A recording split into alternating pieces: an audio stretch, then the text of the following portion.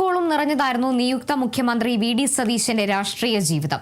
തലതൊട്ടപ്പന്മാരില്ലാത്ത രാഷ്ട്രീയ ജീവിതം തെരഞ്ഞെടുത്ത സതീശൻ ഒടുവിൽ പ്രതിസന്ധികൾ മറികടന്ന കേരളത്തിന്റെ അമരക്കാരനായി. സതീശന്റെ രാഷ്ട്രീയ ജീവിതത്തിലേക്ക്.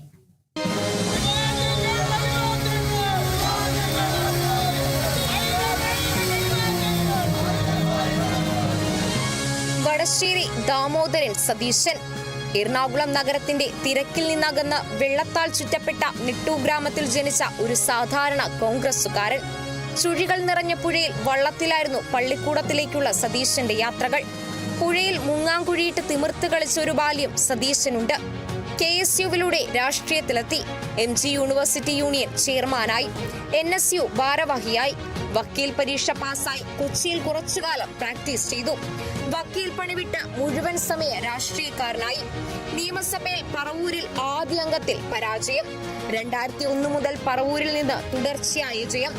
അനിശ്ചിതത്വം നിറഞ്ഞതായിരുന്നു സതീശന്റെ രാഷ്ട്രീയ വഴികൾ. പിന്തുണയ്ക്കാൻ ഗോഡ്ഫാദർമാരില്ലായിരുന്നു.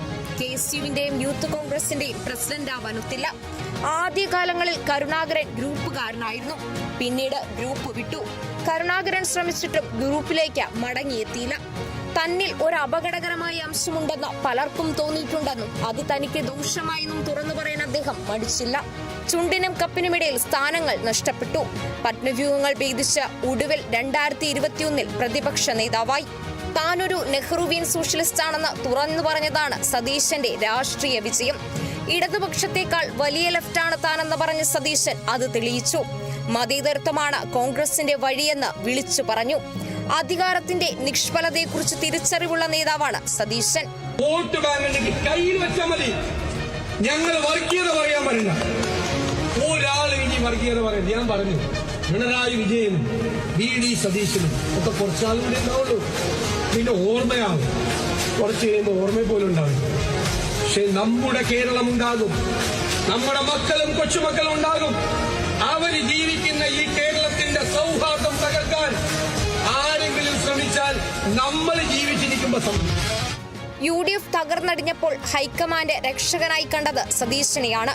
പാർട്ടി ഏൽപ്പിച്ച ദൗത്യം പൂർത്തിയാക്കാൻ കഴിഞ്ഞില്ലെങ്കിൽ വനവാസം തെരഞ്ഞെടുക്കുമെന്ന് പ്രഖ്യാപിച്ചു.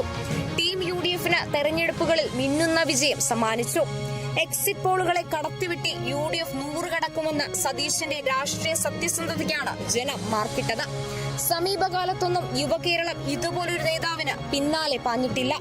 ചതിക്കുഴികളിൽ വീണുപോകുമെന്ന് കരുതിയെങ്കിലും ഒരിക്കൽ പിൻബെഞ്ചുകാരനായി പോയ നേതാവിനെ കോൺഗ്രസിന് മുഖ്യമന്ത്രി കസേരയിൽ പിടിച്ചിരുത്തേണ്ടി വന്നു.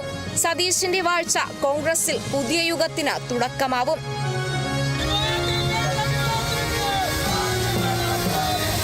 Political desk, Kerala vision news.